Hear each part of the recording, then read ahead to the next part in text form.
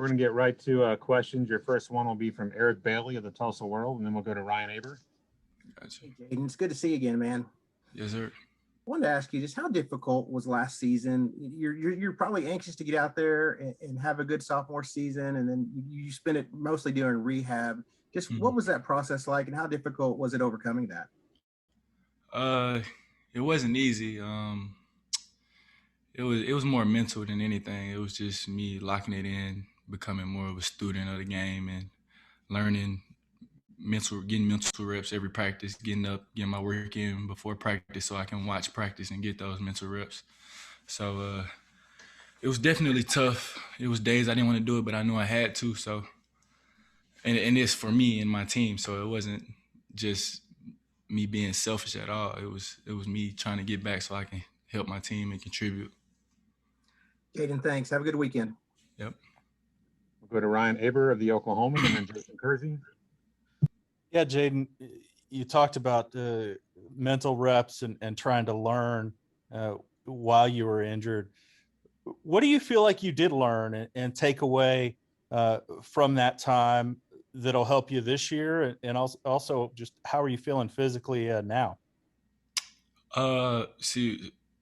Moving positions and stuff. So that kind of helped me too. I learned the playbook a lot more, and I kind of know what everybody's doing on the field and learning stuff, conceptual, learning Y and X and Z. I know pretty much everything. So that kind of helped me, especially being in the room with Gundy. He made sure that everybody knew what was going on. And then just how are you feeling physically right now? Oh, physically, I feel good. I'm glad to be back, actually.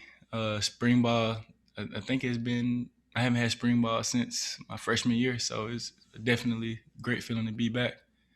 Appreciate it, Jadon. Have a good one. Yep. Jason Kersey of The Athletic, and then Joe Bettner.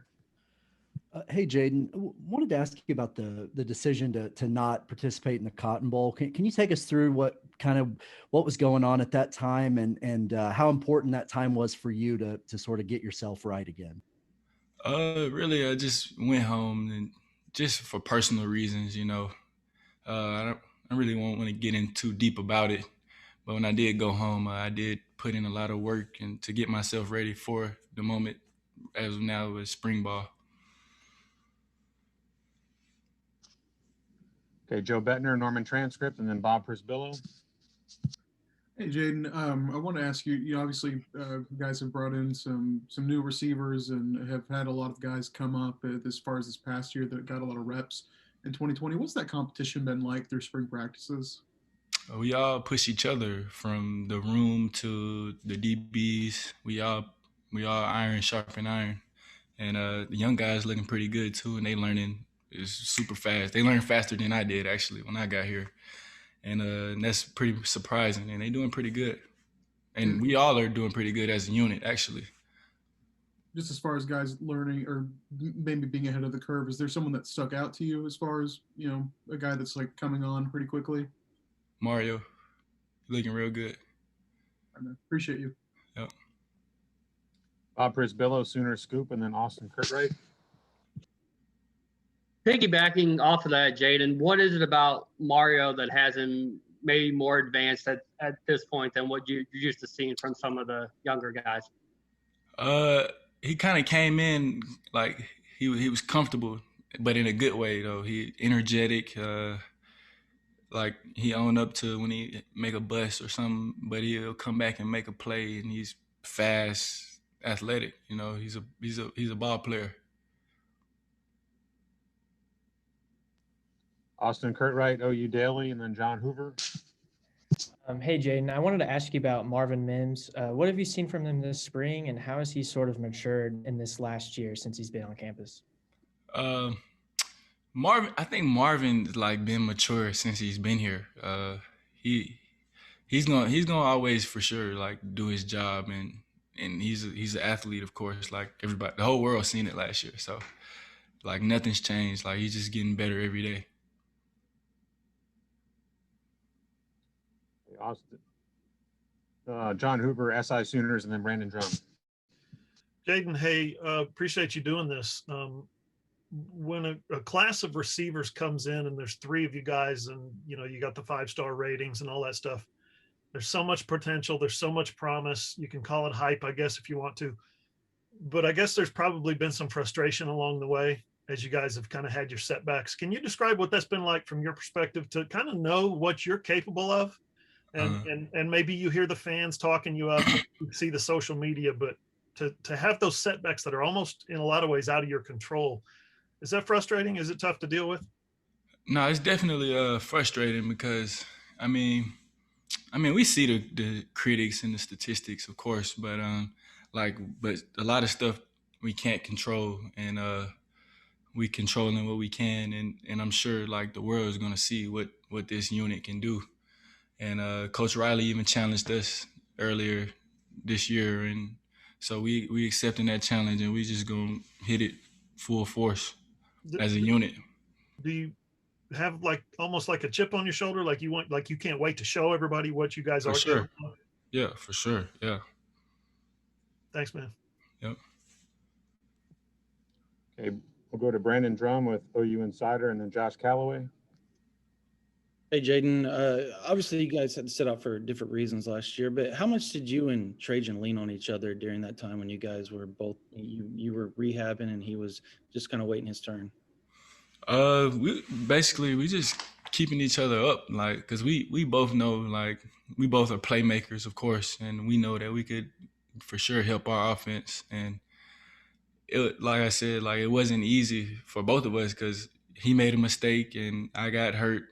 But mentally, we still got to be there. You know what I mean? We can't just be cowards and just turn our back on our team. So it was just being more team than selfish and making sure everybody else around us is good because we're going to be good, Thanks, Jadon. Okay, a few more here. Josh Calloway, Sooners Wire, and then Lee Benson. Yeah, Jade, you mentioned you hadn't had a spring since your freshman year. Well, obviously Spencer was the starting quarterback then. So I guess just how important was this time, this spring ball, to get to work with him some more on the field, kind of build up that camaraderie a little bit? I feel like it's the most important one, actually. We all got goals, and we all trying to accomplish those goals. And I feel like this spring is like we got to get our time in and just getting to know each other better on the field as of off the field. I mean, the chemistry is there, of course, but we still gotta be able to execute. You know what I mean? So appreciate it. Okay, we'll finish with Lee Benson with KWTV, and then Kerry Murdoch.